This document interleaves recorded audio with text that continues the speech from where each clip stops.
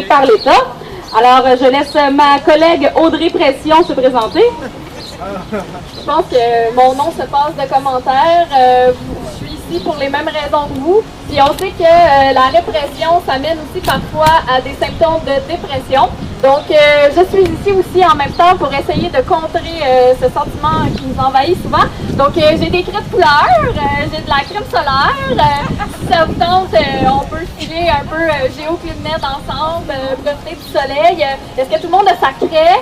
Oui! Oui, fait que profitez-en pour dessiner tout ce qui vous passe par la tête, laissez sortir vos émotions par rapport à la répression. C'est ce que je vous invite aujourd'hui à faire.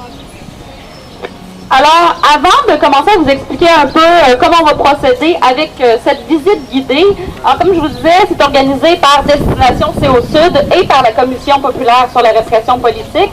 Je vais laisser Alain Filtré nous dire quelques mots sur qu'est-ce que ça mange en été une commission populaire sur la répression politique.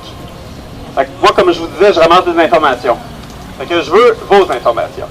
En fait, la Commission populaire sur la répression politique, qu'est-ce qu'on fait? C'est qu'on ramasse les histoires du monde puis sur la répression politique. Là, la répression politique, c'est large. C'est les coups que des gens ont pu recevoir, c'est les visites de police que les gens ont pu recevoir, c'est les infiltrations de groupes, c'est les enlèvements qui se passent à Montréal. C'est aussi le monde qui marche dans la rue, qui se font pousser par la police ou qui se font dire où aller. Mais au moment où est-ce qu'ils tentent de s'organiser politiquement, c'est tout ce qui vous empêche de vous organiser. Fait que ça peut être votre boss aussi, ou ça peut être votre syndicat. Si jamais votre syndicat vous a dit « passe pas ce track-là, ça c'est interdit », ça aussi c'est de la répression politique. Fait que c'est très large.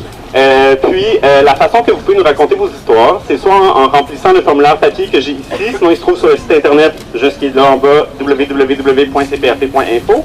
Et nous autres, on va vous recontacter, puis on va vous passer en audience. Fait qu'en audience, on va vous écouter. Il y a 3 personnes qui sont là juste pour vous écouter, puis ramasser toutes les histoires ensemble, puis écrire un rapport à partir de ça. Puis, à partir de ce rapport-là, on espère avoir des histoires qu'on n'a pas, puis aussi voir jusqu'à quel point est-ce qu'en fait, il y a de la répression politique. Parce qu'on entend des histoires à gauche et à droite, on sait qu'on a des amis qui sont touchés par ça, ou qu'on connaît du monde qui sont touchés par ça. Mais en fait, ça se répète beaucoup. Plus que moi, je fais le travail d'aller chercher des histoires, plus que je me rends compte qu'il y en a, puis plus que je me rends compte que c'est trash. Fait que, c'est ça. Notre objectif, c'est d'aller chercher ces histoires-là. Tout est très confidentiel. Un des trucs qui nous revient souvent, c'est que le monde a peur que leurs histoires sortent et que ça leur revienne en face. C'est une peur qui est tout à fait compréhensible. Quand vous remplissez quelque chose sur Internet, on a une équipe de geeks qui est là pour protéger la confidentialité des données. Si vous remplissez un formulaire papier que vous me le donnez, je laisse pas ça traîner nulle part. Fait que c'est ça, fait que c'est très confidentiel. Puis au moment de venir aux audiences, c'est vous qui décidez qu'est-ce qu'on fait avec vos informations aussi. Fait que gardez ça en tête que nous autres, on s'assure que vous avez de la confidentialité. Là, je fais des blagues sur le fait que je ramasse des informations, là, mais je les garde, les informations que je ramasse. Fait que, c'est ça. Je continue.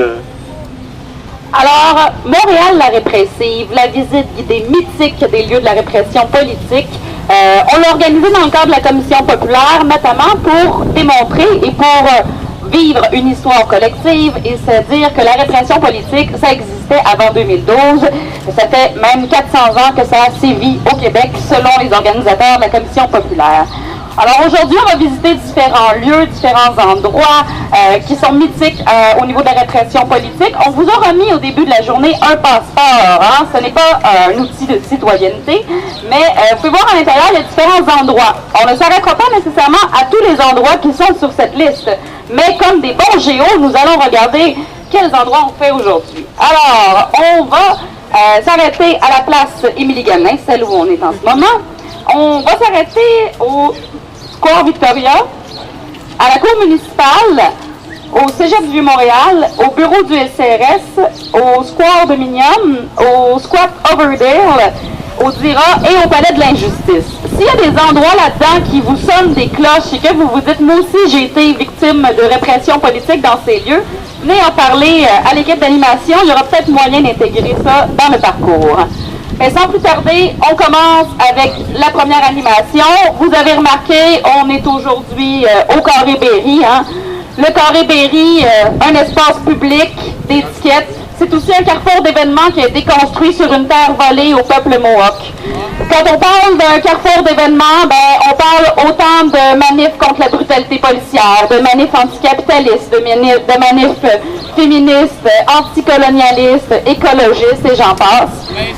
Mais le Carré Berry, c'est aussi un carrefour de vie pour des personnes en situation d'itinérance à Montréal. C'est un endroit où on dort, c'est un endroit où on vient rencontrer des amis, où on vient manger une soupe populaire. Et je ne sais pas si vous savez, mais Montréal n'a rien à envier à New York ou à Paris en termes de nettoyage social ou de répression envers les populations itinérantes. Vous avez été ravis de voir les nouveaux pics anti-itinérants dans le centre-ville de Montréal. Eh bien, vous serez surpris de savoir que ça fait maintenant très très longtemps que la ville de Montréal et ses laquais s'évertuent à trouver de nouvelles formes de répression politique. Alors aujourd'hui, on remonte dans la visite guidée. On commence en 1996 où le snack de minuit avait été organisé. Alors j'inviterai David Cavana à venir en avant. Il est en arrière de moi. Merci pour la présentation. J'ai un petit texte pour ceux que ça intéresse. Je vais simplement vous raconter le fait que j'ai été moi-même un participant du snack de minuit le 29 juillet 1996. Ça fait de cela, dans 21 jours, ça va faire 18 ans. À ce moment-là, il y a eu un collectif de la bouffe pas des bombes qui servait de la nourriture végétarienne qui a décidé d'organiser un événement pour contester le changement de vocation de l'espace qui s'appelle aujourd'hui Place Émilie-Gamelin. En fait, ça s'appelle maintenant officiellement Parc Émilie-Gamelin.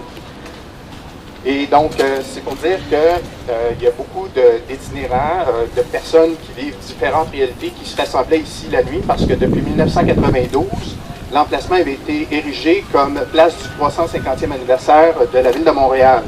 Et la réglementation municipale à ce moment-là prévoyait que les parcs sont fermés de minuit à 6 heures, sauf les places publiques.